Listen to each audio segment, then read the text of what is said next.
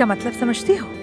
मतलब कि अफसोस मत जाओ, रुक जाओ। सिर्फ आम नहीं है, उसके लिए तुम आम हो। वो भी जुबान में कह रहा है तुम, सिर्फ तुम।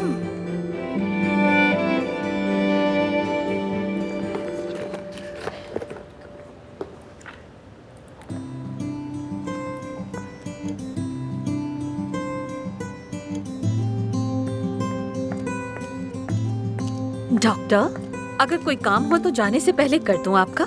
नहीं नहीं जाना, मैं तुमसे यही पूछना चाह रही थी कि आमिर वो कहाँ है? वो तो काफी देर हुई निकल चुके हैं। कोई अहम काम था क्या? निकल चुका है? हाँ हाँ, नहीं नहीं, कोई खास बात नहीं, मैं फोन पे के बात कर लूंगी उससे। Thank you. ठीक है, फिर मिलते हैं। See you.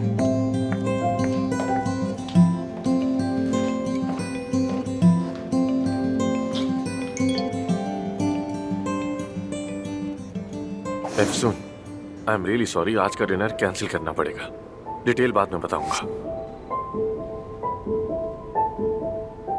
कोई खास बात तो नहीं है ना? सब ठीक तो है? हाँ ठीक हूँ, बाद में बात करता हूँ। Sorry once again. जितना जल्दी हो सका मिलता हूँ तुमसे।